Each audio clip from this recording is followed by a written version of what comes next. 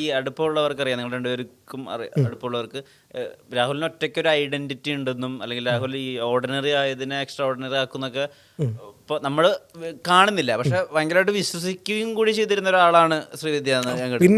പിന്നെ ഞാൻ ഒരിക്കൽ പറഞ്ഞിട്ടുണ്ട്, കഴിഞ്ഞ ഒരു ഇൻ്റർവ്യൂവിൽ ഞാൻ പറഞ്ഞിട്ടുണ്ട്, എന്നെ കഴിഞ്ഞ 8 കൊല്ലമായിട്ട് എന്നെ പൊന്നുപോലെ ഒരു കുറവും വരാതെ പോറ്റി വളർത്തി, അതെ, ഒരു കുറവും വരാതെ എന്നെ നോക്കുന്നത് എൻ്റെ ചിന്നു തന്നെയാണ്. അതിന് മുന്നേ അമ്മയായിരുന്നു.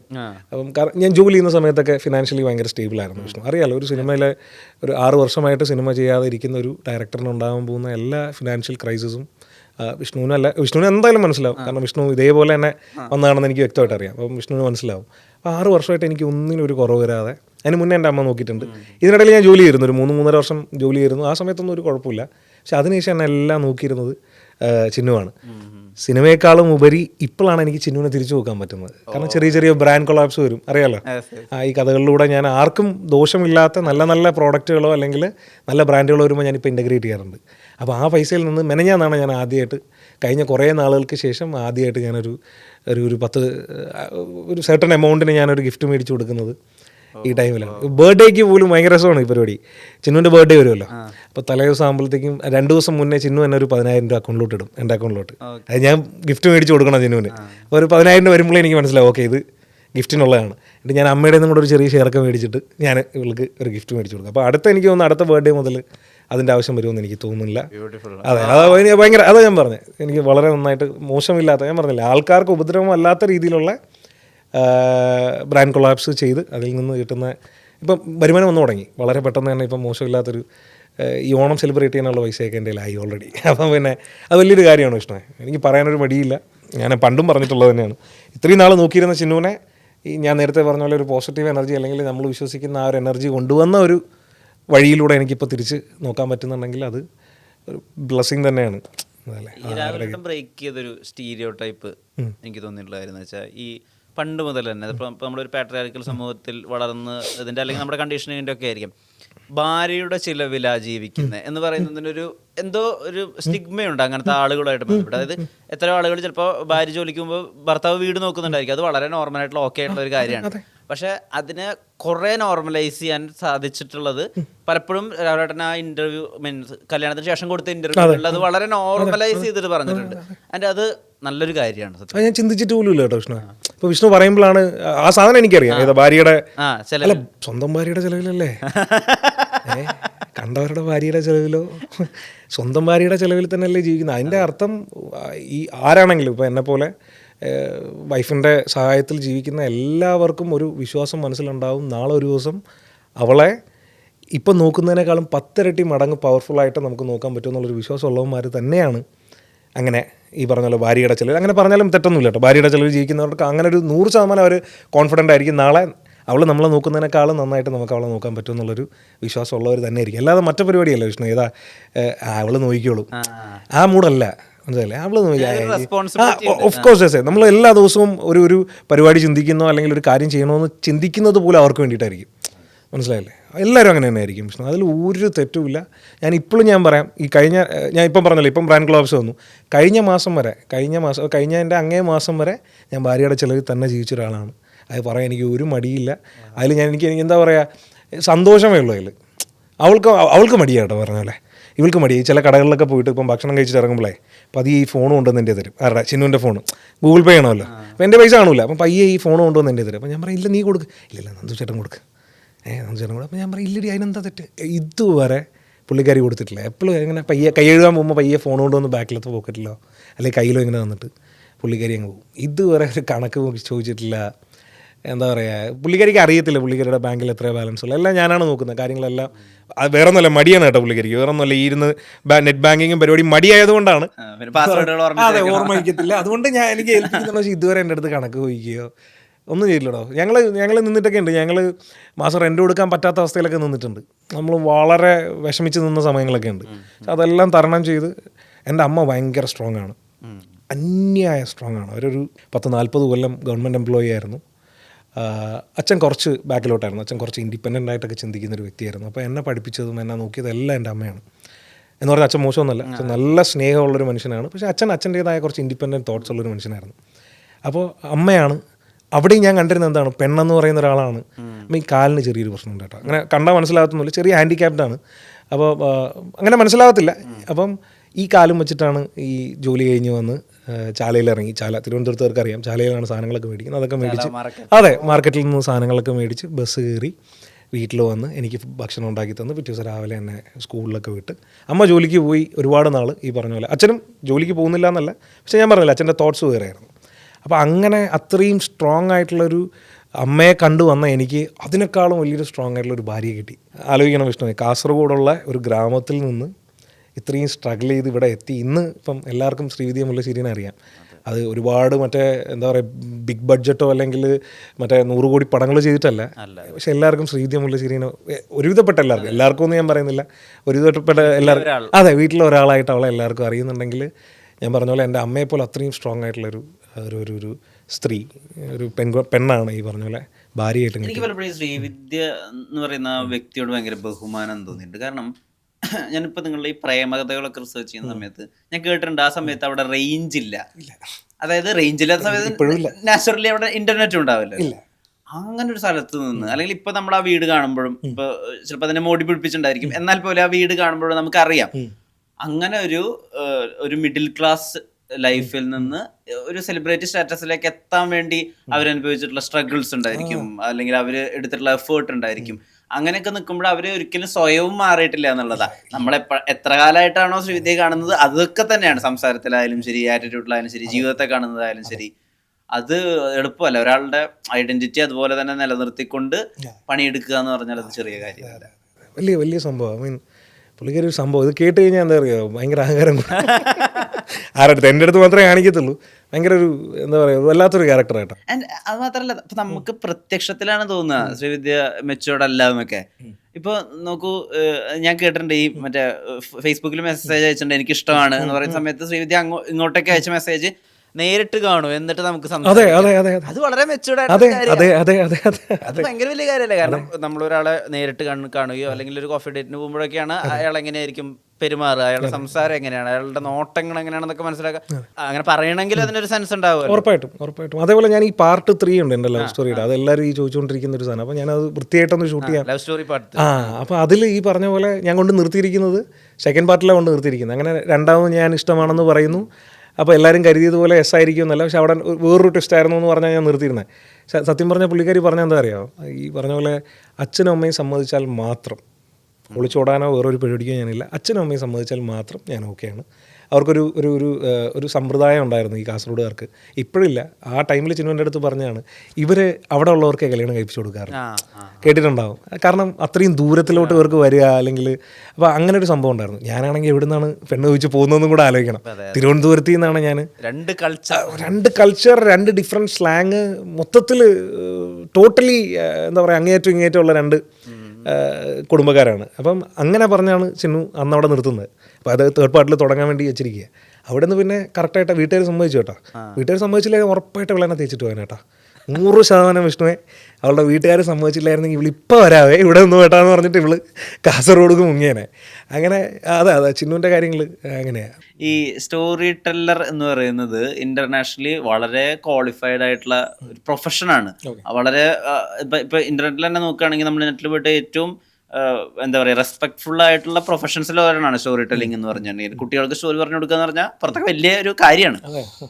അതാണ് അറിഞ്ഞോ അറിയാതെയോ രാവിലെ ചെയ്തോണ്ടിരിക്കുന്നത്. ഇപ്പം വിഷ്ണു പറഞ്ഞപ്പോൾ അങ്ങനെ ഒരു സംഭവം സ്റ്റോറി ടെല്ലർ ഇത്രയും വലിയ പരിപാടിയാണ്. അതെ അത് ഭയങ്കര വലിയൊരു കാര്യമാണ്. കാരണം കുട്ടികളിലേക്ക് മോറൽസ് ഇൻഫ്യൂസ് ചെയ്യാണല്ലോ ഇവര്. ഇപ്പോൾ ഒരു ഈസോപ്പിന്റെ കഥ പറഞ്ഞു കൊടുക്കുന്നു, അതായത് ഒരു സ്ഥലത്തൊരു നീതിമാനായ ഒരു രാജാവ് ഉണ്ടായിരുന്നു, അയാൾ ഇങ്ങനെ ചെയ്തു. ഇപ്പൊ സോളമൻ രാജാവിന്റെ ഒക്കെ കഥ പറയുമ്പോൾ അങ്ങനെയല്ല, നീതി ഇങ്ങനെ ചെയ്യണം എന്നൊക്കെ പറയുമ്പോൾ ആണ് കുട്ടികളിലേക്ക് പല വാല്യൂസ് കൊടുക്കണമല്ലോ. അത് വലിയൊരു പ്രൊഫഷനായിട്ടാണ് അവിടെ മനസ്സിലാക്കുക. ഈ സ്റ്റോറി ടെല്ലിംഗിൽ എനിക്ക് തോന്നിയിട്ടുള്ള 1-2 കാര്യങ്ങൾ. ഒന്ന് ഒബ്സർവേഷനാണ്.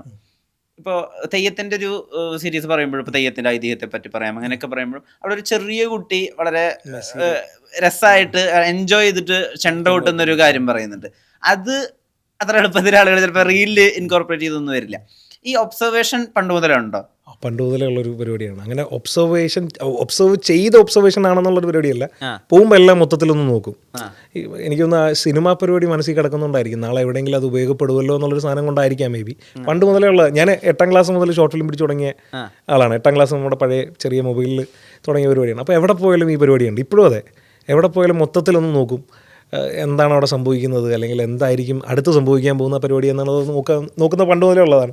അതിൽ നിന്ന് കിട്ടിയതാണ് ഈ ചെണ്ടക്കാരൻ. പിന്നെ അവിടെ ഒരു മെസ്സിക്കാരൻ ഉണ്ടായിരുന്നു, ശ്രദ്ധിച്ചോന്ന് അറിയത്തില്ല വിഷ്ണു.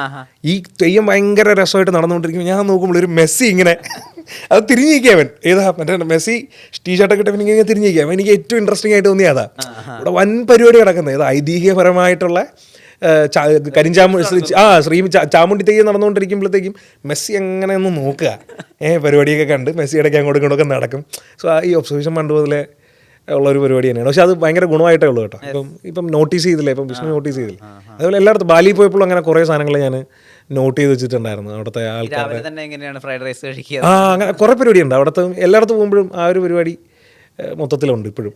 ഈ കൊളോക്കിയലായിട്ടുള്ള ടേംസ് ഉപയോഗിക്കുമ്പോൾ, അതായത് നമ്മൾ എത്രമാത്രം ലോക്കൽ ആവുന്നോ അത്രമാത്രം നമ്മൾ ആക്സെപ്റ്റബിൾ ആവുക എന്നുള്ളൊരു കാര്യമുണ്ട്. ഇപ്പോൾ ഉദാഹരണത്തിന് സുരേഷ് ഗോപിയുടെ കാര്യം എടുക്കുകയാണെങ്കിൽ, ദേ പോയി ഇതാവുന്നു എന്ന് അദ്ദേഹം പറയുന്നത് ഒരു ലോക്കലായിട്ടുള്ള ഒരു കാര്യമായിരുന്നു. അതായത് നമ്മൾ വീട്ടിലൊക്കെ പറയും, ദേ പോയി ഞാൻ വരുന്നു എന്ന് പറയുന്നത് എൻ്റെ റീച്ച് എന്തായിരുന്നു നമുക്കറിയാലോ. അതുപോലെയാണ് എന്നാ പിന്നെ അങ്ങനെ ആവട്ടെ എന്ന് പറഞ്ഞിട്ടാണ് റീലുകളെല്ലാം അവസാനിപ്പിക്കുന്നത്. അതിനും ആളുകൾക്ക് വല്ലാത്തൊരു ഭയങ്കര ഇഷ്ടമാണ്. മറ്റൊന്നും പറയും, ഏതാ അഭിപ്രായങ്ങൾ രേഖപ്പെടുത്തുക, കൂടെ വിമർശനങ്ങളും. ഇത് ഞാൻ സ്ഥിരം പറയുന്ന സാധനം കേട്ടോ. അപ്പോൾ പിന്നെ അങ്ങനെ ആവട്ടെ എന്നുള്ള സാധനം വളരെ ലോക്കലി ഞാൻ ട്രിവാൻഡ്രം സ്ലാങ്ങിൽ പറയാം. അപ്പോൾ അണ്ണാ അങ്ങനെ ആവട്ടെ എന്ന് പറയുന്ന സാധനത്തിന് ഞാൻ കുറച്ച് എന്താ പറയുക, എല്ലാവർക്കും മനസ്സിലാകത്തക്ക രീതിയിൽ. ഇപ്പോൾ ഞാൻ തിരുവനന്തപുരം സ്ലാങ്ങിൽ പറഞ്ഞു കഴിഞ്ഞാൽ എല്ലാവർക്കും അത് അക്സെപ്റ്റ് ചെയ്യണമെന്നില്ല. സോ അങ്ങനെ ഞാൻ സ്ഥിരം പറയാറുള്ള സാധനം തന്നെയാണ്. അതിനെ ഞാൻ കുറച്ചുകൂടെ ഒന്ന് മോഡിഫൈ ചെയ്ത് കുറച്ചുകൂടെ മാന്യമായിട്ടല്ല കുറച്ചുകൂടെ രസകരമായിട്ട് അങ്ങ് പറഞ്ഞു വെച്ചു എന്നേ ഉള്ളൂ ആദ്യത്തിൽ. പിന്നെ അതങ്ങ് എല്ലാവരും പിന്നെ അത് പറയാൻ തുടങ്ങി. ഇപ്പോൾ ഇന്നലെ ഞാൻ നമ്മുടെ കുന്നുംപുറത്ത് വെച്ചിട്ട് ഭക്ഷണം മേടിച്ചിട്ട് ഇങ്ങനെ ഇറങ്ങുമ്പോഴത്തേക്കും ഒരു പയ്യൻ ഈ പറഞ്ഞ പോലെ, ചേട്ടാ വീഡിയോസ് എല്ലാം കാണാറുണ്ട് കേട്ടോ. അല്ല ഞാൻ പറഞ്ഞു താങ്ക് യു കേട്ടോ. എന്നിട്ട് കൈ എടുത്തിട്ട് ഞാൻ പോകുന്നിടത്ത്, അപ്പോൾ ശരി ചേട്ടാ അങ്ങനെ ആവട്ടെ. അപ്പോൾ എനിക്ക് ഭയങ്കര സന്തോഷമായി. ഈ പറഞ്ഞ പോലെ ഞാൻ പറഞ്ഞില്ലേ, സാന്ത്വന ചേട്ടൻ അങ്ങനെ ഒരു സാധനമുണ്ട്, വഴിയരികിൽ കണ്ടതാണ്. അപ്പോൾ എല്ലാവർക്കും ഓരോരോ ഇതുള്ളതുപോലെ ഇത് അറിയാണ്ട് വന്നതാണ് കേട്ടോ. ഞാൻ ആ ഫസ്റ്റ് വീഡിയോ ചെയ്യുമ്പോൾ അപ്പോൾ പിന്നെ അങ്ങനെ ആവട്ടെ എന്നുള്ള രീതിയിൽ പറഞ്ഞത്. ഈ പറഞ്ഞ പോലെ വീണ്ടും അതും എല്ലാവർക്കും ഇഷ്ടപ്പെട്ടു എന്ന് അറിയുമ്പോൾ തന്നെ ഭയങ്കര സന്തോഷം. ഈ റീൽസിന്റെ ഒരു പിക്ചറൈസേഷൻ, ഈ ഡേ ഇൻ മൈ ലൈഫിലൊക്കെ ചെയ്യുമ്പോൾ നമുക്ക് പലപ്പോഴും കണ്ടിട്ട് ഇടയ്ക്ക് ഇതെന്താ ഇങ്ങനെ തോന്നുന്ന രീതിയിലുള്ള പ്രസന്റേഷൻ, ഭയങ്കര ഹൈ വോളിയത്തിലേക്ക് ആയിരിക്കും ആളുകൾ കഥ പറയുക, ഭീകരമായിട്ടുള്ള ട്രാൻസിഷൻസ്. ഇവിടെ ശരിക്കും അച്ചടി ഭാഷ പോലെ തന്നെ, ഏറെക്കുറെ അച്ചടി ഭാഷ പോലെ തന്നെ വളരെ അക്ഷരസ്ഫുടതയോട് കൂടിയിട്ടാണ് സംസാരിക്കുന്നത്. എല്ലാ വാക്കുകളുടെ ഇടയിലും പോസ് ഉണ്ട്, വ്യക്തതയുണ്ട്. ഇത് എഴുതിയിട്ടാണോ ചെയ്യുന്നത്? വലിയ പ്രോസസ്സാണ്. എനിക്ക് ഒരു റീല് ചെയ്യാനായിട്ട് ഏകദേശം 8-9 മണിക്കൂർ എടുക്കും. ദൈവസത്യം, ചുമ്മാ മറ്റേ തള്ളുന്നതല്ല. ചിന്നടുത്ത് ചോദിച്ചാൽ അറിയാം. ഞാൻ ആദ്യം എഴുതും. ആദ്യം ഒരു 2 മണിക്കൂർ എടുത്ത് ഭയങ്കരമായിട്ട് ആലോചിക്കണം. 2 മിനിറ്റേ ഉള്ളൂ വീഡിയോ, 2-2.5 മിനിറ്റേ ഉള്ളൂ വീഡിയോ. പിന്നെ എൻ്റെ ചിലപ്പോൾ 3 മിനിറ്റും പോകാറുണ്ട് കേട്ടോ വീഡിയോസ്. അപ്പോൾ ഈ 3 മിനിറ്റിന് വേണ്ടിയിട്ട് എഴുതുന്ന ഏകദേശം ഒരു 2 മണിക്കൂർ എടുക്കും. അപ്പം മിക്കപ്പോഴും കിടക്കാൻ നേരത്താണ് എഴുതുന്നത്. എഴുതി വയ്ക്കും, കിടക്കാൻ നേരത്ത് ഇങ്ങനെ ഇരുന്ന് ഓരോ ആ വിഷ്വൽ കാണും എഴുതും. അങ്ങനെ എഴുതി ഒരു 2 മണിക്കൂർ എഴുതാനെടുക്കും. ഈ എഴുതി കഴിഞ്ഞതിന് ശേഷം ഡബ് ചെയ്യുക. ഞാൻ ഡബ്ബിംഗ് ആയിട്ടാണ് ചെയ്യുന്നത് കേട്ടോ. വോയിസ് ഓവർ ഞാനിങ്ങനെ വിളിക്കത്തില്ല, ഞാൻ പക്ക ഡബ്ബിംഗ് പോലെ തന്നെയാണ് ചെയ്യുന്നത്. ഞാൻ എൻ്റെ ഒരു ചെറിയൊരു വർക്ക് സ്പേസ് ഉണ്ട്, അവിടെ ഇരുന്നിട്ട് നമ്മുടെ ഈ ചെറിയ കുഞ്ഞ് ബട്ടൺ മൈക്കില്ലേ, ബട്ടൺ മൈക്ക് എടുത്ത് വെച്ച് കറക്റ്റായിട്ട് അതിനെ ഹോൾഡ് ചെയ്ത്, കാരണം ഇത് അടുത്തോട്ടായി കഴിഞ്ഞാൽ മറ്റേ അതിൻ്റെ ആ ടേം എനിക്ക് മറന്നുപോയി, ധും അപ്പം അതില്ലാതിരിക്കാൻ കറക്റ്റായിട്ട് ഇത് പിടിച്ച് ഓരോ ലൈനും ഡബ് ചെയ്തതിന് ശേഷം ഒന്നുകൂടെ കേട്ട് അതിനിടയിൽ വരുന്ന സ്പേസൊക്കെ ഒന്ന് കട്ട് ചെയ്ത് കളഞ്ഞ് മൊത്തത്തിൽ അങ്ങനെ. അപ്പോൾ അതിന് 2 മണിക്കൂർ എടുക്കും എങ്ങനെ പോയാലും. 2-2.5 മണിക്കൂർ എടുക്കും ഈ ഡബ് ചെയ്തതൊന്ന് അലൈൻ ചെയ്യാനായിട്ട്. അത് കഴിഞ്ഞിട്ട് പിന്നെ ഈ ഞാൻ പറഞ്ഞു വച്ചിരിക്കുന്നതുമായിട്ട് മാച്ച് ചെയ്യത്തക്ക രീതിയിലുള്ള വിഷ്വൽസ് എടുത്ത് പ്ലേസ് ചെയ്യുക എന്നുള്ളതാണ്. മാച്ച് ചെയ്യത്തക്ക രീതിയിലുള്ള വിഷ്വൽസാണ്. വിഷ്ണു ഒന്ന് ശ്രദ്ധിച്ചു കഴിഞ്ഞാൽ മനസ്സിലാവും. കറക്റ്റായിട്ട് ഞാൻ പറയുന്ന സാധനങ്ങളൊക്കെ ആയിട്ട്, ഇപ്പം ബാലി പോയതിലാണെങ്കിൽ ഏറ്റവും ലാസ്റ്റ് പറയുന്ന സാധനം ഇത് തന്നെയാണ്, ഏതാ അഭിപ്രായങ്ങൾ രേഖപ്പെടുത്തുക, കൂടെ വിമർശനങ്ങളും. അപ്പോൾ എന്നാൽ അങ്ങനെ ആവട്ടെ എന്ന് പറയുന്ന സമയത്ത് ബാലിയിൽ ഞാൻ കണ്ടുമുട്ടിയ ഡ്രൈവർമാരുടെയും ഗൈഡുമാരും നമസ്കാരം പറയുന്നതാണ്. ഒരു ബൈ പറയുന്നതാണ് ഞാൻ എടുത്ത് പ്ലേസ് ചെയ്തിരിക്കുന്നത്. അതായത് അപ്പോൾ എന്നാൽ അങ്ങനെ ആകട്ടെ എന്ന് അവർ എൻ്റെ അടുത്ത് പറയും പോലെ ഞാൻ എടുത്ത് പ്ലേസ് ചെയ്തിട്ടുണ്ട്. ഒന്നുകൂടെ കണ്ടു കഴിഞ്ഞാൽ മനസ്സിലാവും. അപ്പോൾ എന്നാൽ അങ്ങനെ ഈ 5 പേരും ബൈ പറയുന്നതാണ്. ഒരാൾ നമസ്തേ, ഒരാൾ ബൈ, ഒരാൾ പിന്നെ കാണാമെന്നുള്ള രീതിയിൽ 5. അപ്പോൾ ഈ വിഷ്വലുമായിട്ട് മാച്ച് ചെയ്യത്തക്ക രീതിയിലുള്ള വിഷ്വൽസ് എടുത്ത് പിടിപ്പിക്കുക. അപ്പോൾ ഇതിനെങ്ങനെ പോലും ഒരു 3 മണിക്കൂർ എടുക്കും. അപ്പോൾ 3ഉം 2ഉം 5ഉം 2ഉം 7 മണിക്കൂറോളം ആയി ഇപ്പോൾ തന്നെ. പിന്നെ ലാസ്റ്റ് അറ്റകുറ്റപ്പണികളൊക്കെ കഴിഞ്ഞ് ഔട്ട് ഇറങ്ങുമ്പോഴത്തേക്കും 8 മണിക്കൂർ ഒരു റീലിനായി. ഈ സൗണ്ട് സ്കേപ്പ് ചെയ്യുന്ന സമയത്ത് ഇപ്പോൾ വളരെ സൂത്തിങ് ആയിട്ടുള്ള ബിജി ആണ് അരവിന്ദിന്റെ. അതെ, അത് മാത്രമാണ് ഞാൻ യൂസ് ചെയ്തിട്ടുള്ളത്. അത് പൊതുവെ ചെയ്യുന്നതാണല്ലേ? ആ മ്യൂസിക് ആദ്യത്തെ വീഡിയോ ഇല്ലേ അതിൽ ഞാൻ അറിയാതെ ഇട്ടതാണ്. പിന്നെ എനിക്ക് വേറൊരു മ്യൂസിക്കിനെ പറ്റി ചിന്തിക്കാൻ പറ്റുന്നില്ല. ഇതല്ലാണ്ട് ഇടയ്ക്ക് ഒരെണ്ണം ചെയ്തു, അതിന് എന്നെ ഒരുപാട് പറഞ്ഞു. എന്തിനാണ് നല്ല സാധനമല്ലായിരുന്നു, എന്തിനാണ് നിങ്ങൾ പുതിയൊരു സാധനം ട്രൈ ചെയ്ത് നോക്കുന്നതെന്നൊക്കെ പറഞ്ഞിട്ട് ആൾക്കാർ പറഞ്ഞപ്പോൾ ഞാൻ കരുതി ഓക്കെ ഇത് മതി, ആർക്കും ഒരു ബുദ്ധിമുട്ടില്ലെങ്കിൽ ആരും ഇതുവരെ മോശം പറഞ്ഞിട്ടില്ല. മോശം പറയാൻ അത്രയ്ക്കും നല്ല പാട്ടാണത്, അത്രയും നല്ലൊരു OST ആണ് ഞാൻ എടുത്തിരിക്കുന്നത് കേട്ടോ, പാട്ടല്ല. രാസാത്തിയുടെ OST എടുത്തിരിക്കുന്നത്. അപ്പോൾ എല്ലാവർക്കും ഭയങ്കര ഇഷ്ടമായി. അപ്പോൾ പിന്നെ ഞാനത് മാറ്റാനൊന്നും നിന്നില്ല. ആർക്കും ബുദ്ധിമുട്ടില്ലെങ്കിൽ പിന്നെ നമ്മളായിട്ട് പുതിയ സാധനങ്ങളൊന്നും ട്രൈ ചെയ്യണ്ടല്ലോ, എല്ലാവർക്കും ഒരു സാധനം മതി. അപ്പോൾ പിന്നെ അത് തന്നെ മതി. പിന്നെ എൻ്റെ വോയിസുമായിട്ടത് മാച്ച് ആവുന്നുണ്ട്. ഇതെല്ലാം അറിയേണ്ടതെന്ന് വീണതാണ് വിഷ്ണു. ഇപ്പോഴും ഞാൻ പറയുന്നത് ആദ്യത്തെ വീഡിയോയിൽ ഞാൻ അറിയാതെ എടുത്തിട്ട് ഒരു ബാക്ക്ഗ്രൗണ്ട് മ്യൂസിക്കാണ്. അങ്ങനെയൊന്നും വിളിയൊന്നും വന്നിട്ടില്ല. ഈ പറഞ്ഞ ഇപ്പം ഞാൻ ഇപ്പോൾ സംസാരിക്കുന്ന പോലെ അല്ലല്ലോ അതിൽ. ഞാൻ വളരെ സോഫ്റ്റായിട്ട് വളരെ കാമായിട്ട് സംസാരിക്കുന്നത്. ഇപ്പം നമ്മൾ എനർജി ആയിട്ട് നമ്മളിങ്ങനെ അങ്ങോട്ടും ഇങ്ങോട്ടും എനർജി ആയിട്ട് സംസാരിച്ചുകൊണ്ടിരിക്കും പോലെ അല്ലല്ലോ. വന്നിട്ടില്ല, താഴെ കമൻസ് വരാറുണ്ട് കേട്ടോ. ചേട്ടൻ പണ്ട് RJ ആയിരുന്നോ എന്നാണ് എല്ലാവർക്കും ഡൗട്ട്. RJ അല്ലേ, ഞാൻ ഒരു പരിപാടി ഇല്ലായിരുന്നു, ഇങ്ങനെ ഒരു പരിപാടി ഇല്ലായിരുന്നു, RJ ആയിരുന്നോ. പിന്നെ വേറൊരു സാധനം ഏറ്റവും കൂടുതൽ വരുന്ന സജഷൻ എന്താ അറിയാം, കുറച്ച് ബുക്സ് എടുത്തിട്ട് ഇത് ഞാനിരുന്ന് വായിക്കാൻ, കുറച്ച് വിഷ്വൽസ് ഒക്കെ ഇട്ടിട്ട്. എല്ലാവരും പറയുന്ന വിഷ്വൽസും വേണ്ട ചേട്ടൻ, ഒരു ബ്ലാക്ക് സ്പോട്ടിഫൈയിലും ബാക്കിയുള്ളതിലും വരുന്ന പോലെ ചേട്ടൻ ഓഡിയോ ബുക്ക് അത് തന്നെ കറക്റ്റ്. അപ്പോൾ കുക്ക് ഓഫുമോ അങ്ങനെ എന്തോ അതുപോലെ ചേട്ടൻ കുറച്ച് ബുക്ക് എടുക്കുക, ചേട്ടൻ ഇതങ്ങ് വായിക്കുക. ചേട്ടൻ ഈ പറഞ്ഞ പോലെ വിഷ്വൽസ് ഒന്നും കാണിക്കുന്ന ബ്ലാക്ക് സ്ക്രീൻ ഇട്ടിട്ട് ഞാൻ ആലോചിച്ചപ്പോൾ നല്ല രസമുള്ള പരിപാടിയാണ്. ഞാനിങ്ങനെ ആലോചിക്കുന്നുണ്ട് ഈ പറഞ്ഞ പോലെ എങ്ങനെ വരുമെന്നറിയില്ല. ഞാനും ആലോചിച്ചു, ഇഷ്ടപ്പെട്ട ഒരു 3-4 ബുക്ക് എടുത്തിട്ടെ. പിന്നെ ഏറ്റവും വലിയ പ്രശ്നം ഞാൻ ബുക്ക് വായിക്കത്തില്ല, അതാണ്. വായന തീരെയില്ല, പണ്ട് തൊട്ടേ അങ്ങനെ എങ്ങനെയോ വന്നാണ് എനിക്കറിയില്ല. ഞാൻ വായനയില്ല. ചിഹ്നമാണ് വായിക്കുന്നത്. വീട്ടിൽ ഒരുപാട് ബുക്കുണ്ട്, ഒരു 10, 150, 200ഓളം ബുക്കുകളുണ്ട്. ഞാൻ തൊടത്തേയില്ല, ഞാൻ തൊട്ട് നോക്കാറ് പോലുമില്ല. ആകെപ്പാടെ ഒരൊറ്റ ബുക്ക് മാത്രമേ വായിച്ചിട്ടുള്ളൂ. ഏതാണെന്നറിയാം, ഇട്ടിക്കോര. എൻ്റെ ഒരു ഇഷ്ടപ്പെട്ട ജോണറിലുള്ളൊരു സാധനം ഇട്ടിക്കോര മാത്രം ഞാൻ എൻ്റെ ഓർമ്മയിൽ ഞാൻ വായിച്ചിട്ടുള്ള ഏക ബുക്ക് ഇട്ടിക്കോരയാണ്. അപ്പൊ എവിടുന്ന് ഇത്രയും ഇപ്പൊ ഒരു അമ്പലം കണ്ടു, ഇപ്പൊ എനിക്ക് ഭയങ്കര രസമായിട്ട് തോന്നിയിട്ടുള്ളൊരു റീലായിരുന്നു. അതായത് ഇവിടത്തെ ആരംഭസ്ഥാനം അല്ലെങ്കിൽ മൂലസ്ഥാനം ഇരിക്കുന്നത് കാസർഗോഡ്. എനിക്ക് അത് അറിയില്ലായിരുന്നു, അത് ഭയങ്കര ഇൻഫോർമേറ്റീവ് കൂടെയായിരുന്നു. പക്ഷെ എല്ലാ അമ്പലങ്ങളെ പറ്റി പറയുമ്പോഴും അതിന്റെ ഐതിഹ്യങ്ങളെ പറ്റി പറയുമ്പോഴും വളരെ പെർട്ടിക്കുലറാ, കൃത്യമായിട്ടാണ് അത് പറയുന്നത്. അതൊക്കെ ഇപ്പൊ എവിടുന്ന കേട്ട് ശീലിച്ചായിരിക്കും വിഷ്ണു. എനിക്കൊന്ന് ഒരുപാട് വീഡിയോകളും സിനിമകളും ഒക്കെ കണ്ട് കേട്ട് ശീലിച്ചതാകാനേ സാധ്യതയുള്ളൂ, അല്ല ഒരിക്കലും വായിച്ച്. മലയാളത്തിൽ നല്ലതായിരുന്നു കുഞ്ഞിലെ മുതലേ. മലയാളം എളുപ്പമായിരുന്നു എനിക്ക്, മലയാളം വായിക്കാനും. ക്ലാസ്സിലാണെങ്കിലും മലയാളം സെക്കൻഡ് ലാംഗ്വേജ് എല്ലാം മലയാളമായിരുന്നു, ഹിന്ദിയിലോട്ടൊന്നും പോയിട്ടില്ല. അപ്പം എനിക്കൊന്ന് കേട്ട് വന്നത് തന്നെയാണ്, വേറൊന്നുമില്ല. പിന്നെ ഒരു കാര്യം കളിക്കണം, തിരുവനന്തപുരമാണ്, അമ്മ പാറശാലയാണ്. അപ്പോൾ ഇതുമായിട്ടൊരു ബന്ധമില്ല. ഞങ്ങൾ സംസാരിക്കുന്ന മലയാളം ഒരു ഡാൻസിങ് മലയാളമാണ്. പാറശാലയാണ് എൻ്റെ അമ്മയുടെ തനി എൻ്റെ ഉത്ഭവം എന്ന് പറയുന്നത് പാറശാല തന്നെയാണ്. ഐര എന്ന് പറഞ്ഞ സ്ഥലമാണ്. ഐരയല്ല, മാറാടി എന്ന് പറഞ്ഞ പ്രോപ്പർ പാറശാലയാണ്. അപ്പോൾ അവിടെ നിന്നും വരാൻ സാധ്യതയില്ല. കാരണം ഞങ്ങൾ ഡാൻസ് കളിക്കുമ്പോഴാണ് നമ്മൾ മലയാളം സംസാരിക്കുന്നത്, ഇങ്ങനെ ഓളത്തിലാണ് ഞങ്ങൾ മലയാളം സംസാരിക്കുന്നത്. അപ്പോൾ പിന്നെ എനിക്ക് തോന്നുന്നു കേട്ട് വന്നതായിരിക്കാം. പക്ക സ്ലാങ് അല്ലേ? എന്ത് അങ്ങനെ അതില് ഞാൻ അമ്മ എങ്ങനെയാണ് സംസാരിക്കുന്നത്? ഇപ്പൊ വിഷ്ണു നീ എവിടെ പോയിട്ടാ വരുന്നതെന്ന് പ്രോപ്പർ സ്ലാങ് പറഞ്ഞു കഴിഞ്ഞാൽ എനിക്ക് വരുമോന്ന് എനിക്ക് അറിയത്തില്ല. ഇല്ലടോ, അങ്ങനെ തന്നെ. വിഷ്ണു നീ എവിടെ പോയിട്ട് പറഞ്ഞേ, അങ്ങനെ തന്നെ ആയിരിക്കും. പക്ഷെ അമ്മയും ഞാനുമായിട്ട് സംസാരിക്കുന്നത് കണ്ടു കഴിഞ്ഞാണ്ടല്ലോ, ഞാൻ ചിന്നോട് പറയും, ചിന്നു ഇതിൻ്റെ ഒരു വീഡിയോ എടുത്ത് നീ ഇട്ട് കഴിഞ്ഞാൽ തീരാമെന്നുള്ളതേ ഉള്ളൂ ഈ പ്രശ്നങ്ങളൊക്കെ. എല്ലാവർക്കും എൻ്റെ തനി സ്വഭാവം മനസ്സിലാവും. ഞാനും അമ്മയും സംസാരിക്കുന്നത് ഞങ്ങൾ പക്കാ തിരുവനന്തപുരം സ്ലാങ്ങിലാണ്. അങ്ങനെ ഓട്ടോമാറ്റിക്കലി അങ്ങ് വന്നോളൂ. അമ്മയെ കണ്ടു കഴിഞ്ഞാൽ ഫോൺ വിളിച്ചല്ലോ, അതെ അമ്മ എന്തിനമ്മ കിടന്ന് വിളിച്ചുകൊണ്ടിരിക്കുന്നത്, എന്തിനാണ് നിങ്ങളെ പ്രശ്നം, ഇങ്ങനെ സംസാരിക്കത്തുള്ളൂ നിങ്ങൾ. അപ്പോൾ ഉടനെ അമ്മ അവിടെ നിന്ന് പറയും, നീ എന്തൊരു എപ്പം നോക്കിയാലും വിളിച്ചാൽ ഫോണും എടുക്കത്തില്ല, എന്താടാ നീ അവിടെ ചെയ്യണം, ഇത് തന്നെയാണ്. സോ അത് ഓട്ടോമാറ്റിക്കലി അങ്ങ് വരുന്നത്. എവിടുന്ന് ഈ പാചകരത്നം ഞാൻ ഹോട്ടൽ മാനേജ്മെന്റ് പഠിച്ചേ അല്ല ആണ്, പക്ഷെ ഇത്രയും എന്തൊരു പ്രിസൈസാ ഇപ്പൊ ഓരോ കാര്യം കട്ട് ചെയ്യുന്നതിലായാലും ശരി, അതിനകത്ത് ഭയങ്കര ഒരു പാഷൻ ഉണ്ടായിരുന്നു. ഞാൻ പറയുന്നത് ഹോട്ടൽ മാനേജ്മെന്റ് മുമ്പേ ഈ പാചകം ഭയങ്കര ഇഷ്ടമുള്ള ഒരു ഏരിയ. പിന്നെ ഞങ്ങൾ ഫ്രണ്ട്സിന്റെ എല്ലാ പാർട്ടീസിലും ഞാൻ തന്നെ കുക്ക് ചെയ്യുന്നത്. ഞങ്ങൾ ബിരിയാണി പാർട്ടി ഒരു ദിവസം എന്തായാലും ഞാൻ ഈ പറഞ്ഞ പോലെ ഉറപ്പായിട്ട് ഞാൻ ഒരു ദിവസം ബിരിയാണി വയ്ക്കുമ്പോൾ വിളിക്കാം. ഞങ്ങൾ സ്ഥിരം ബിരിയാണി വയ്ക്കലാണ് പരിപാടി. അവിടെ ഞങ്ങൾ കുറച്ചാൾ മുന്നേ വരെ എല്ലാ മാസവും ഒരു ബിരിയാണി പാർട്ടി ഉണ്ടാവാറുണ്ട് വീട്ടിൽ. ബിരിയാണി, മട്ടൻ ബിരിയാണി, ചിക്കൻ ബിരിയാണി, എല്ലാ പരിപാടികളുണ്ട്, എല്ലാ സകലമാന പരിപാടികളുണ്ട്. ഇത് പണ്ട് തൊട്ടേ ഇഷ്ടമുള്ള പരിപാടി. ചിന്നുവിനെ ഞാൻ കുക്ക് ചെയ്യാൻ സമ്മതിക്കത്തില്ല, അറിയത്തില്ല. ഫസ്റ്റ് ഓഫ് ഓൾ അത് വേറെ കാര്യം, സമ്മതിക്കാറില്ല, ഞാൻ തന്നെയാണ് കുക്ക് ചെയ്യാറുള്ളത്. ഞാനത് എനിക്ക് രസമായിട്ട് തോന്നിയത് ഈ അട കട്ട് ചെയ്യുന്ന, കാരണം പാലട നമ്മൾ പലപ്പോഴും പാലട മിക്സ് വാങ്ങിച്ചിട്ട് ആളുകൾ ചെയ്യുന്നതാണല്ലോ കണ്ടത്. ഈ അട കട്ട് ചെയ്തുകൊണ്ട് ചെയ്യുന്നത് ഞാൻ അപ്പോഴേ ശരിക്കും ഇത് ഇത്രയും ഇൻട്രസ്റ്റ് ഉള്ള ഒരു ഏരിയ ആയിരുന്നോ എന്നുള്ളത് പണ്ട് തൊട്ടേ ഉള്ളതാണ്. ചിന്നുവിനെ ഞാൻ വളച്ചതിൽ ഒരു കാരണം ഫുഡ് തന്നെയാണ്. ഞാൻ ഫുഡൊക്കെ ഉണ്ടാക്കി കൊടുത്ത് അങ്ങനെയൊക്കെ തന്നെയാണ് വളച്ചത് ചിന്നുവിനെ. ഇപ്പോഴും അത് കണ്ടിന്യൂ ചെയ്ത് പോകുന്നുണ്ട്. ഞാൻ ദേ ഇന്ന് രാവിലെ ഒരു സാധനമൊക്കെ ഇങ്ങനെ ആലോചിച്ച് വെച്ചിരിക്കുകയായിരുന്നു. ഒന്ന് ഉണ്ടാക്കി നോക്കാം. ഓക്കെ, കട്ട്ലറ്റ് പിന്നെ നമ്മുടെ ഷെഫ് പിള്ളയുടെ റെസിപ്പിയാണ്. പിന്നെ അത് പിന്നെ വളരെ എളുപ്പമാണ്. ഷെഫ് പിള്ളയുടെ റെസിപ്പി ഉണ്ട്. പിന്നെ അത് ശ്വേത ചേച്ചിക്കൊക്കെ ഭയങ്കര ഇഷ്ടപ്പെട്ടു എന്ന് പറയുന്നുണ്ടായിരുന്നു. അത് വർക്കായി.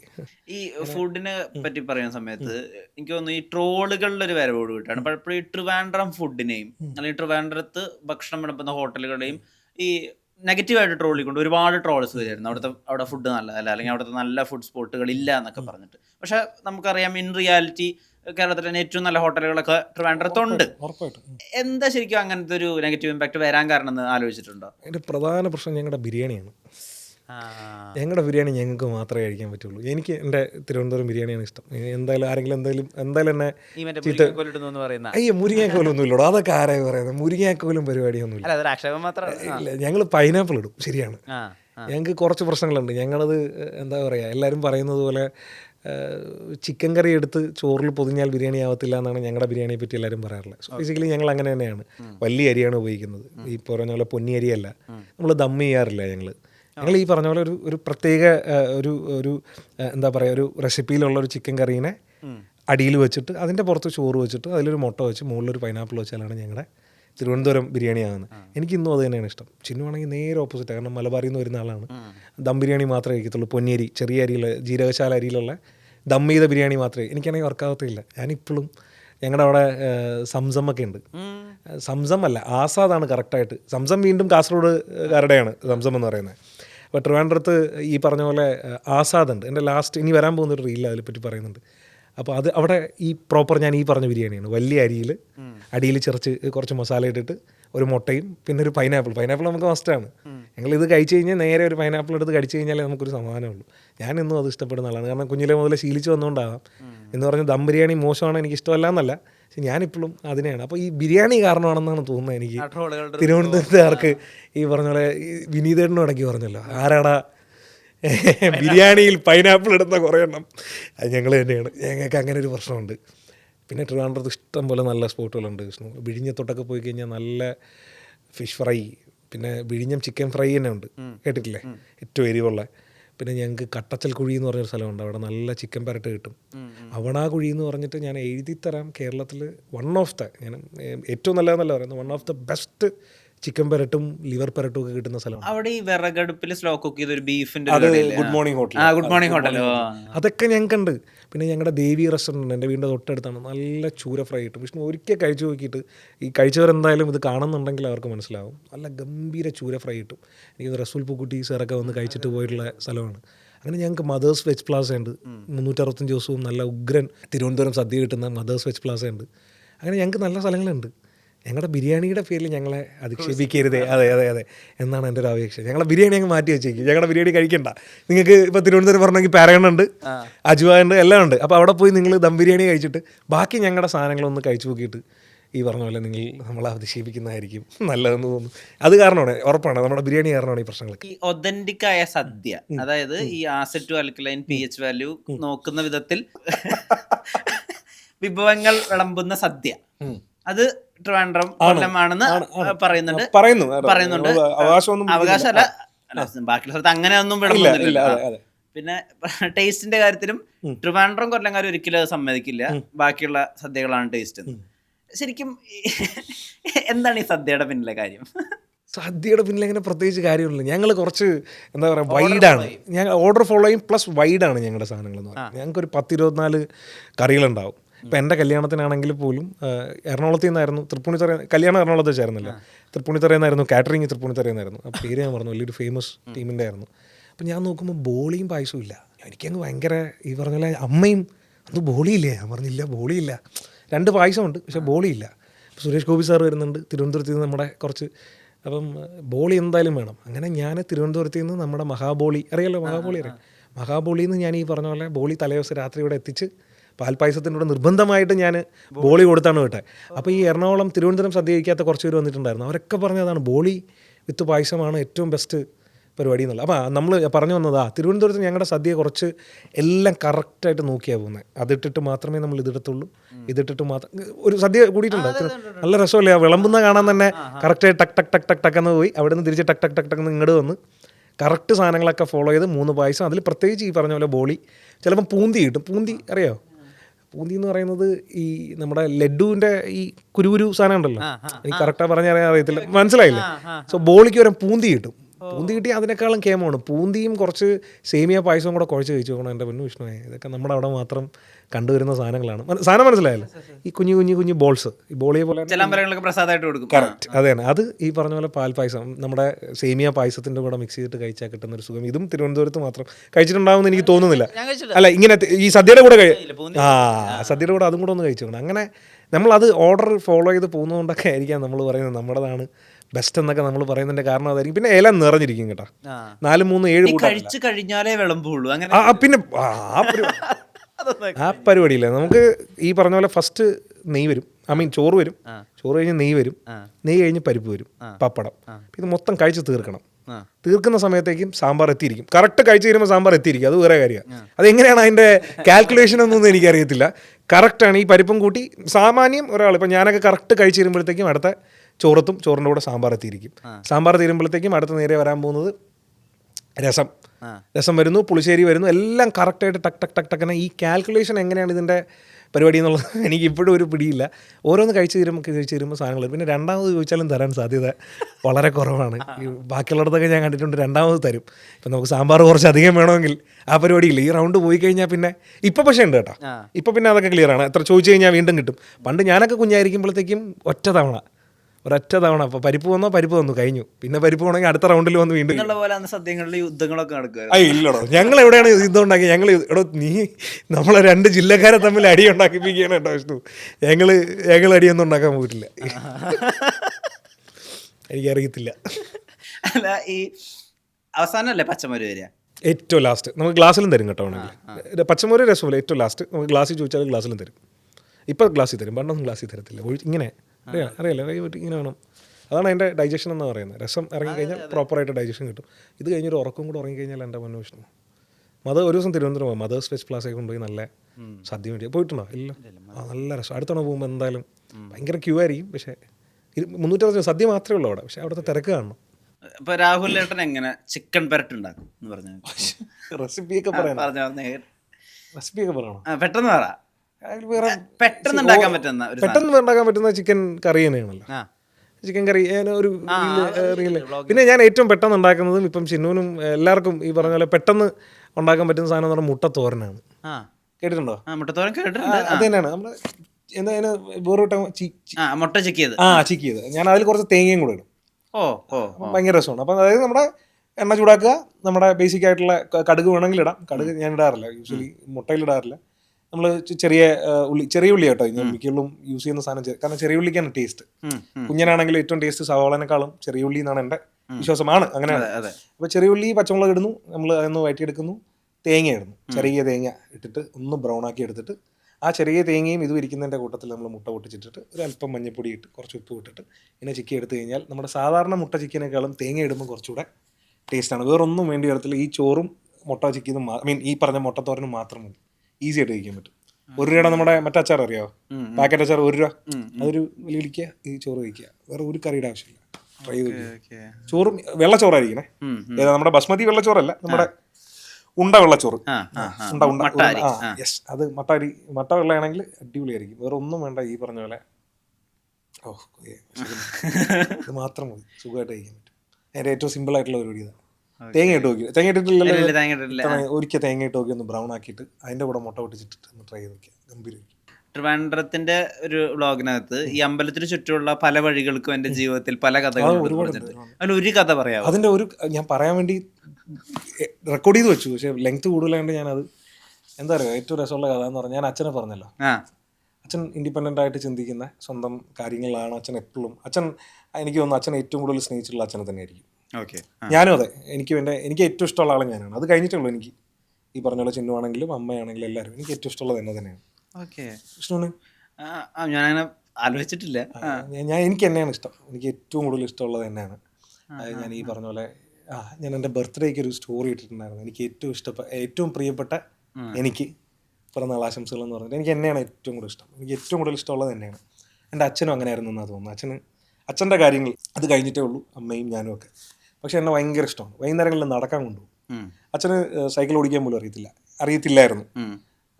അച്ഛൻ സൈക്കിൾ ഓടിച്ച് ഞാൻ കണ്ടിട്ടില്ല. അച്ഛൻ അറിയത്തില്ല, അച്ഛൻ അതിനോട് താല്പര്യമില്ല. അച്ഛൻ എവിടെയാണെങ്കിലും നടന്നു ഈസി ആയിട്ട്. അച്ഛൻ എങ്ങനെ പോലും അച്ഛൻ ഒരു ദിവസം ഒരു 10-15 കിലോമീറ്റർ എങ്ങനെ പോലും അച്ഛൻ നടക്കും. അച്ഛന് ഹൈ ഡയബറ്റിക് ആയിട്ട് പോലും അച്ഛൻ ഒരുപാട് നാളും ഈ പറഞ്ഞ പോലെ ഒരു കുഴപ്പമില്ലാതെ പോയത് ഈ നടത്തത്തിൻ്റെ ആയവാനാണ് സാധ്യത കേട്ടോ. വൈകുന്നേരം ഇറങ്ങി പത്മനാഭസ്വാമി വഴി. അന്ന് പത്മനാഭസ്വാമി ക്ഷേത്രം ഇത്രയും സെക്യൂർഡൊന്നും അല്ല, നമ്മുടെ ഈ നിലവറകളൊന്നും അന്ന് കണ്ടുപിടിച്ചിട്ടില്ല. അപ്പോൾ അച്ഛന് വളരെ ഈസിയാണ്. നമുക്ക് കുറേ ഊടുവഴികളുണ്ട്, ഇപ്പോഴും അറിയാം, പക്ഷെ ഇപ്പോഴൊന്നും അവിടെ വഴി കയറ്റി വിടത്തില്ല, മൊത്തം സെക്യൂരിറ്റീസാണ്. അപ്പോൾ അച്ഛൻ ഈ ഇറക്കം ഈ വൈകുന്നേരം നടന്ന് ചെമ്പകശ്ശേരിയിൽ നിന്നും പടിഞ്ഞാറക്കോട്ട വഴി നേരെ അവിടുത്തെ ഇടവഴി കൂടെ പത്മനാഭൻ്റെ പടിഞ്ഞാറേ നട വഴി നേരെ വടക്കേ നടയിൽ പോവും. വടക്കേ നടയിൽ നിന്ന് കിഴക്കിൽ പോവും. കിഴക്കിൽ പോയിട്ട് അവിടെ ഒരു ഗണപതി അമ്പലമുണ്ട്. അവിടെ ഇപ്പോഴും വൈകുന്നേരങ്ങളിൽ ഉണ്ണിയപ്പം കിട്ടും. അച്ഛൻ്റെ ഫേവറേറ്റ് ആണ് ഈ ഉണ്ണിയപ്പം മേടിച്ചിട്ട്. ഇതിനെല്ലാം ഞാനും കൂടെ ഉണ്ട് കേട്ടോ, വല്ലപ്പോഴും എന്നെയും കൊണ്ടുപോകും. അപ്പം എനിക്ക് ഒരുപാട് നടക്കാനൊന്നും പറ്റത്തില്ല. അങ്ങനെ നടന്ന് ഞാൻ ആ പറഞ്ഞ കിഴക്കേ നടയുടെ അവിടെ വെച്ചിട്ടാണ് ഞാൻ അത് പറയുന്നത്. ഈ വഴികൾക്കെല്ലാം ഒരുപാട് ഓർമ്മകളുണ്ടെന്ന് പറയുന്നത് അവിടെ വെച്ചിട്ടാണ്. അപ്പം അച്ഛനെ അവിടെ വഴി കൊണ്ടുപോയിട്ട് ഓർമ്മയുള്ളൊരു കഥയാണ് ഞാൻ പറയുന്നത് കേട്ടോ. ഹൈഡ്രജൻ ബലൂണില്ലേ, ഇതിനിടയിൽ കുറേ കോമഡികളുണ്ട്. അവിടെ ആ വഴി കാണിക്കുമ്പോൾ ഒരു ബാർ എന്ന് പറഞ്ഞൊരു ബോർഡ് കാണുന്നുണ്ട്. താഴെ കുറേ കമൻസ് വന്നിട്ട്, ചേട്ടാ ഒരു ബാറല്ലേ ആ കടന്നു പോയെന്ന് പറഞ്ഞിട്ട്. ഈ ബാറിൻ്റെ അവിടെ പണ്ട് ചിൽഡ് ബിയർ എന്ന് എഴുതിയിരിക്കും. ഞാൻ കുഞ്ഞാണല്ലോ, അപ്പം എൻ്റെ മനസ്സിൽ ഇത് ചൈൽഡ് ബിയറാണ്. ഞാൻ കുഞ്ഞാണ്, അതായത് സ്കൂളിൽ എന്തോ പഠിക്കും, 3-4 ക്ലാസ്സിൽ എന്തോ പഠിക്കും. എന്ന് ഞാൻ വാശി പിടിക്കും ചൈൽഡ് ബിയർ, ചൈൽഡ് ബിയർ വാങ്ങിച്ചു വെച്ചാൽ എനിക്ക് ചൈൽഡ്. അപ്പം അച്ഛൻ പറഞ്ഞ് മനസ്സിലാക്കാനൊക്കെ ശ്രമിക്കുന്നുണ്ട്, പക്ഷെ എന്ത് പറഞ്ഞാലും നമുക്ക് മനസ്സിലാകത്തില്ല, അറിയില്ല ആ വാശി. അങ്ങനെ ഒരു ദിവസം ഈ പറഞ്ഞ പോലെ എന്നെ കൊണ്ടുപോയിട്ടോ. അച്ഛൻ കൊണ്ടുപോയി, അച്ഛൻ ഒരു ബിയർ മേടിച്ചു. അച്ഛൻ ഒരു ബിയർ മേടിച്ചിട്ട് പറഞ്ഞ പോലെ ചെറിയ മറ്റേ നമ്മളെ അടപ്പിലൊഴിച്ച് തരും പോലെ ഒരു ഗ്ലാസിൻ്റെ ഇത്രയും. അന്നാണ് ഞാൻ ആദ്യമായിട്ട് ബിയർ, അമ്മയ്ക്ക് ഇപ്പോഴും അറിയത്തില്ലായിരിക്കും, അന്നാണ് ആദ്യം. കാരണം ഈ നിർബന്ധം സഹിക്കാൻ വയ്യാത്ത തല തെറിച്ച ചെക്കനായിരുന്നു ഞാൻ. ഈ വാശിയുണ്ടല്ലോ, അച്ഛൻ ഭയങ്കര ശാന്തമായ ആളാണ്. അച്ഛൻ ഈ പറഞ്ഞ പോലെ ഒരു പീക്ക്, ഒരു പരിധി വിട്ട് കഴിഞ്ഞാൽ മാത്രമേ അച്ഛൻ ചൂടായി ഞാൻ കണ്ടിട്ടുള്ളൂ. അമ്മയുടെ അടുത്ത് മാത്രമേ ഞാൻ ചൂടായി കണ്ടിട്ടുള്ളൂ, ഞാൻ വേറെ ആരുടെ അച്ഛൻ ചൂടായി കണ്ടിട്ടില്ല. അങ്ങനത്തെ ഒരു ശാന്തമായ ഒരു മനുഷ്യനാണ്. ഒന്നാമത് സാറും കൂടെ ആയിരുന്നു, ടീച്ചറായിരുന്നു പുള്ളി. അങ്ങനെ ഒരു ചെറിയ ബിയർ മേടിച്ചു തന്നത് ആ ബാറിൻ്റെ അവിടെ വെച്ചിട്ടാണ്, ചൈൽഡ് ബിയർ, ഒരു പൊടിക്ക്. എന്നിട്ട് പുറത്തിറങ്ങിയപ്പോഴത്തേക്ക് ഹൈഡ്രജൻ ബലൂൺ ഉണ്ടല്ലോ വിട്ട് കഴിഞ്ഞാൽ മുകളിലേക്ക് പോകുന്ന നിർബന്ധം പിടിച്ച അച്ഛൻ ഒരു ഹൈഡ്രജൻ ബലൂൺ മേടിച്ചത്. ആ വഴിയാണ് ഞാൻ പറയുന്നത് കേട്ടോ, ആ വഴിയിൽ നടന്ന ഒരു കഥ മാത്രമാണ്. അങ്ങനെ ഈ ഹൈഡ്രജൻ ബലൂണും ഒരു ചൈൽഡ് ബിയറൊക്കെ കുടിച്ചിട്ട് ഞാനിങ്ങനെ പോവാ. കിക്കൊന്നും ആയില്ല, ഒരു പൊടിക്കാന്ന്. അച്ഛൻ കിക്കായെന്ന് തോന്നുന്നു, എനിക്കറിയത്തില്ല. അങ്ങനെ ഞങ്ങൾ ഇതുവഴി പോകുമ്പോൾ ഈ ഹൈഡ്രജൻ ബലൂൺ എൻ്റെ കയ്യിൽ നിന്ന് പോയി. നമ്മൾ കൗതുകം ലേശം കൂടുതലാണല്ലോ, വിട്ടാൽ പോവോ ഹൈഡ്രജൻ തന്നെയാണോ എന്ന് അറിയാൻ വേണ്ടിയിട്ട് ഇത് വിട്ടു. ഇത് പോയി. അന്ന് അവിടെ ഒരു ഓഡിറ്റോറിയം ഉണ്ട്, എനിക്കൊന്ന് രാജധാനിയുടെ ആണ്. രാജധാനി ഓഡിറ്റോറിയത്തിൻ്റെ വെളിയിലുള്ളൊരു തെങ്ങിലിത് കുരുങ്ങി നിൽക്കുകയാണ്. അങ്ങനെ തിരിഞ്ഞ് അച്ഛൻ വേറൊന്നും മേടിച്ചിടാന്ന് പറഞ്ഞ് നോക്കുമ്പോൾ ഈ ചങ്ങായി പോയി. ഇവർ മറ്റേ ഇതിൽ തോളി കൊണ്ടുവരുന്നതാണല്ലോ വിഷ്ണു, അവർ നടന്നങ്ങ് പോകുമല്ലോ. അങ്ങനെ അച്ഛനും ഞാനും കൂടെ അവിടെ നിന്ന് ഏകദേശം 1/4 മണിക്കൂർ നിന്ന് പല പരിപാടികളിലൂടെയും ഹൈഡ്രജൻ ബലൂൺ എടുക്കാൻ നോക്കിയിട്ടുണ്ട്, കിട്ടിയിട്ടില്ല, അത് പോയി. അതാണ് ഒരു കഥ. പെട്ടെന്ന് പറഞ്ഞപ്പോൾ എനിക്ക് ഓർമ്മ, ഇന്നും മറക്കാത്ത, എനിക്ക് തോന്നുന്നു ഞാൻ 3-ാം ക്ലാസ്സിലൊക്കെ ആയിരിക്കും മാക്സിമം, പക്ഷെ ഇന്നും മറക്കാതെ ഞാൻ അത് ഓർത്തിരിക്കണമെങ്കിൽ എനിക്ക് തോന്നുന്നു അന്ന് അച്ഛൻ ഭയങ്കര സ്പെഷ്യലായിരുന്നു. ഞാൻ പറഞ്ഞില്ല, അച്ഛൻ്റെതായ തോട്ട്സ് ഉണ്ടായിരുന്നെങ്കിൽ പോലും എന്നെ ഭയങ്കര ഇഷ്ടമായിരുന്നു. അപ്പം എന്നെ അമ്മ എപ്പോഴും പറയും, എന്നെ മാത്രമേ എല്ലായിടത്തും കൊണ്ടുപോകാറുള്ളൂ. എന്നെ സിനിമ കാണാൻ പഠിപ്പിച്ചതുപോലെ അച്ഛനാണ്. ഞങ്ങൾ ഈ പറഞ്ഞ പോലെ 3 സിനിമയൊക്കെ എൻ്റെ ഓർമ്മ ശരിയാണെങ്കിൽ ഒരുമിച്ച്, ഒറ്റ സ്ട്രെച്ചിലൊക്കെ കണ്ടിട്ടുണ്ട്. തിയേറ്ററിൽ പോയിട്ട് ഭയങ്കരമായിട്ട് സിനിമ കാണുന്ന ആളാണ്. പത്മനാഭയാണ് അച്ഛൻ്റെ ഏറ്റവും ഫേവറേറ്റ് തിയേറ്റർ. പത്മനാഭ തിയേറ്റർ അറിയോ? കിഴക്കേക്കോട്ടയുടെ അവിടെ ഉള്ള പത്മനാഭയെന്ന് എൻ്റെ ഓർമ്മ ശരിയാണെങ്കിൽ ഒരു 3 സിനിമ ഞങ്ങൾ ഒരുമിച്ച് കണ്ടിട്ടുണ്ടെന്നാണ് എൻ്റെ വിശ്വാസം. 3 അല്ലെങ്കിൽ 2 എന്തായാലും ഞാൻ കണ്ടിട്ടുണ്ട്, അടുപ്പിച്ച് കണ്ടിട്ടുണ്ട്. അച്ഛൻ ഭയങ്കരമായിട്ട് സിനിമ കാണുന്ന, അതും ഭയങ്കര ലാവിഷല്ല, എന്താ പറയുക, ഭയങ്കര ഫ്രീ ആയിട്ട് സിനിമ കാണുന്ന ഒരാളാണ്. ഇമോഷൻ വന്നാൽ കരയും, വില്ലൻ്റെ ഇത് വന്നു കഴിഞ്ഞാൽ ദേഷ്യപ്പെടും, മറ്റേ സാധനമില്ല അടിക്കറാവനെ എന്നുള്ള സാധനമൊക്കെ ഉണ്ടല്ലോ, അത് കാണിക്കും. അച്ഛനൊക്കെ കരഞ്ഞ ഒരുപാടുണ്ട്. അച്ഛൻ ഇരുന്ന് കരയും.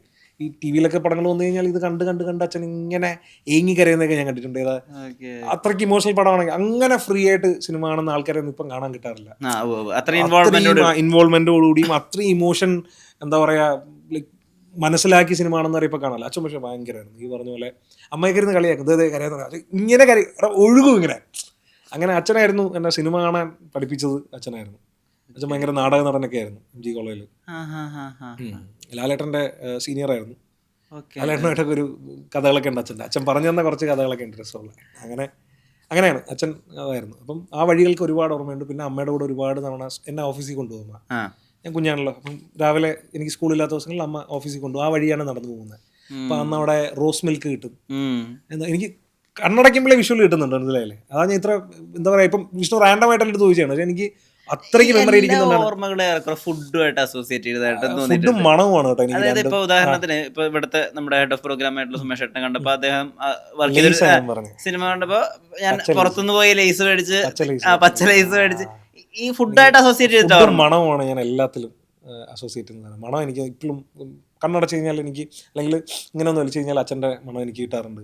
അമ്മേനെ മിസ് ചെയ്യുന്ന സമയത്ത് അമ്മയെ കിട്ടാറുണ്ട്. ചിന്നൂനെ എനിക്ക് എല്ലാവരെയും എനിക്കൊന്ന് മണവും ഫുഡും വെച്ചിട്ടാണ് മിക്കപ്പോഴും കണക്ട് ആകാറുള്ളത്. അച്ഛൻ്റെ ഞാൻ പറഞ്ഞല്ലേ, അച്ഛൻ്റെതും ചിൽഡ് ബിയർ ഉണ്ടായാലും അച്ഛൻ്റെ കൂടെ നമ്മുടെ ഈ സ്റ്റോട്ടിൽ തന്നെ ഇപ്പോൾ ഉണ്ടോയെന്ന് എനിക്ക് അറിയത്തില്ല, അതിൻ്റെ പേരും എനിക്ക് അറിയത്തില്ല. നമ്മൾ പണ്ട് മസാല കടല എന്നാണ് വിളിക്കുന്നത്. അതായത് ഈ പേപ്പറിൽ പോന്നിട്ട് കടലയില്ലേ, കടലയും ക്യാരറ്റ് മുളക് പൊടി എല്ലാം കൂടെ അച്ഛൻ്റെ ഏറ്റവും വലിയ എനിക്ക് ഈസി ആയിട്ട് കണക്ട് ചെയ്യാൻ പറ്റുന്ന അച്ഛൻ്റെ അതും മൈസൂർ പാക്കുമാണ്. ഒരു തമ്പാനൂരിൻ്റെ ഒരു കടയുണ്ട്, അവിടെ മൈസൂർ പാക്ക് കിട്ടും.